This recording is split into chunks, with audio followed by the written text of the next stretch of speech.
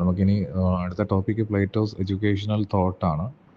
അതിൽ പ്ലേറ്റോയുടെ പ്രധാനമായിട്ടും പറയേണ്ടത് മോറൽ എഡ്യൂക്കേഷനാണ്. അതായത് ധാർമ്മിക വിദ്യാഭ്യാസം, അതുപോലെ ഇൻ്റലക്ച്വൽ ഗ്രോത്ത്, പ്രാക്ടിക്കൽ സ്കില്ല് മാത്രം പോരാ, ബുദ്ധിപരമായ വളർച്ചയും, അതുപോലെ മോറൽ സൈഡ്, കുട്ടികളുടെ മോറൽ സൈഡ്, ധാർമ്മികമായ ചില ഉത്തരവാദിത്തങ്ങളും കൂടെ കുട്ടികളെ പഠിപ്പിക്കണം എന്ന് അഭിപ്രായമുള്ള ആളാണ് പ്ലേറ്റോ. അതായത് എഡ്യൂക്കേഷൻ കൊണ്ട് ഉദ്ദേശിക്കുന്നത് ഏറ്റവും വലിയ ലക്ഷ്യം എന്ന് പറയുന്നത് നോളജ് ഓഫ് ദി ഗുഡ് എന്നാണ്. അതായത് നന്മ പഠിപ്പിക്കുക, nature A better human being, നല്ലൊരു മനുഷ്യനാക്കി എടുക്കുക എന്നുള്ളതാണ്. അതുപോലെ മോറൽ ആൻഡ് ഇൻ്റലക്ച്വൽ ഗ്രോത്ത്, നേരത്തെ പറഞ്ഞ പോയിന്റ് തന്നെയാണ്. Beyond mere benefits or pleasures, നേട്ടങ്ങൾക്ക് വേണ്ടിയോ അല്ലെങ്കിൽ ഭാവിയിലെ സന്തോഷത്തിന് വേണ്ടിയോ അല്ല വിദ്യാഭ്യാസം, മറിച്ച് ധാർമ്മിക മോറലും ഇൻ്റലക്ച്വൽ ഗ്രോത്തുമാണ് ഉണ്ടാവേണ്ടത് എന്നാണ് പറയുന്നത്. പിന്നീട് പ്ലേറ്റോയുടെ 3 സോഴ്സസ് ഓഫ് നോളജ്, അറിവ് എങ്ങനെയൊക്കെ നേടാം, 3 രീതിയിൽ നേടാം. ഒന്ന് നോളജ് ഫ്രം ദ സെൻസസ്, നമ്മുടെ സെൻസസിലൂടെയുള്ള അറിവ് എന്ന് വെച്ചാൽ ഒബ്ജക്ട്സിനെ നമ്മൾ കാണുമ്പോൾ അല്ലെങ്കിൽ അതിനെക്കുറിച്ച് കേൾക്കുമ്പോൾ നമുക്കുള്ള അറിവ്, കളേഴ്സ്, ടേസ്റ്റ്, ടെക്സ്ചേഴ്സ്, ഇതൊക്കെ നമ്മൾ നേരിട്ട് കണ്ടും ടേസ്റ്റ് ചെയ്തും തൊട്ടും ഒക്കെ കിട്ടുന്ന അറിവിനാണ് നോളജ് ഫ്രം ദ സെൻസസ് എന്ന് പറയുന്നത്. മിക്കവാറും സെൻസറി എക്സ്പീരിയൻസ് ഡിസെപ്റ്റീവ് ആയിരിക്കും, സബ്ജക്റ്റീവ് ആയിരിക്കും.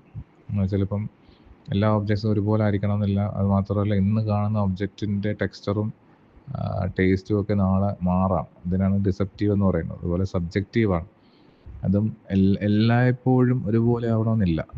എക്സ്റ്റേണൽ ഇൻഫ്ലുവൻസ് വരുമ്പോഴത്തേക്കും ഒബ്ജക്റ്റുകളിൽ മാറ്റം ഉണ്ടാവും. അതുകൊണ്ട് നോളജ് ഫ്രം ദ സെൻസ് എന്ന് പറയുന്നത് അധികം നമുക്ക് വാലിഡ് അല്ല.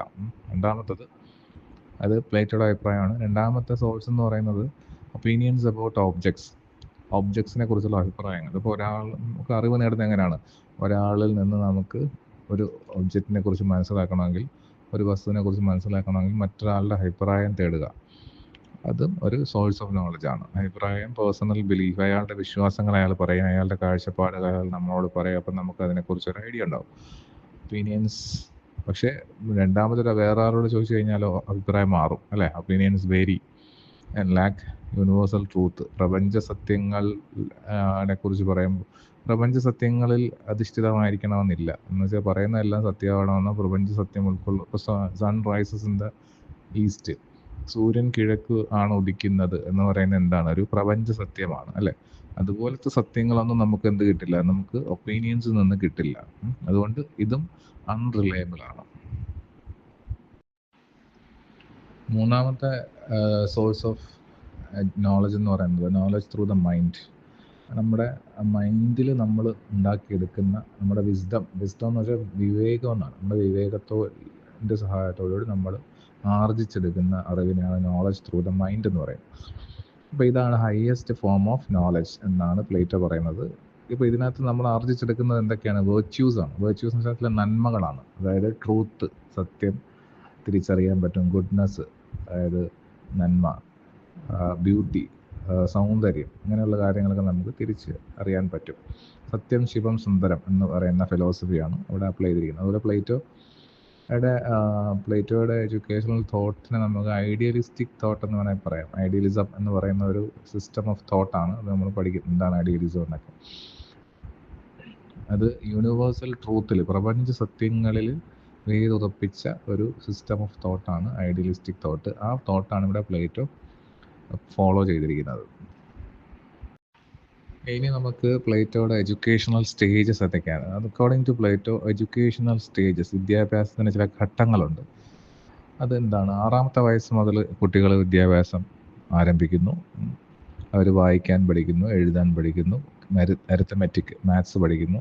അങ്ങനെ കൂട്ടാനും കുറയ്ക്കാനും പഠിക്കുന്നതിനാണ് അരിത്തമെറ്റിക് എന്ന് പറയുന്നത്. അതുപോലെ later they engage in music and sport. പിന്നെ മ്യൂസിക്കും സ്പോർട്സും ഒക്കെ പഠിക്കുന്നു. 18ാമത്തെ വയസ്സാകുമ്പോൾ അവർ ഫിലോസഫർ ആകുന്നു, നല്ലൊരു ഗാർഡിയൻ ആകുന്നു. ആൻഡ് 50ാമത്തെ വയസ്സ് വരെ എഡ്യൂക്കേഷൻ കണ്ടിന്യൂ ചെയ്യുന്നു എന്നാണ് പറയുന്നത്. അതായത് 18ാമത്തെ വയസ്സ് 30ാമത്തെ വയസ്സൊക്കെ ആകുമ്പോഴത്തേക്കും അവർ എഡ്യൂക്കേഷനുമായിട്ട് ബന്ധപ്പെട്ട് ഓരോ ജോലികളിൽ കയറുമെങ്കിലും പിന്നീടും വിദ്യാഭ്യാസം കണ്ടിന്യൂ ചെയ്തുകൊണ്ടിരിക്കും. പല മേഖലകളിൽ അവർ അറിവ് നേടിക്കൊണ്ടേയിരിക്കുന്നു. 50ാമത്തെ വയസ്സ് വരെയും അവരങ്ങനെ അറിവ് നേടിക്കൊണ്ടേയിരിക്കുന്നു. 50ാമത്തെ വയസ്സിൽ അവർ ലീഡർഷിപ്പുകൾ ഏറ്റെടുക്കും, നേതൃത്വങ്ങൾ ഏറ്റെടുക്കാൻ തുടങ്ങും എന്നൊക്കെയാണ് പ്ലേറ്റോ പറഞ്ഞിട്ടുള്ളത്.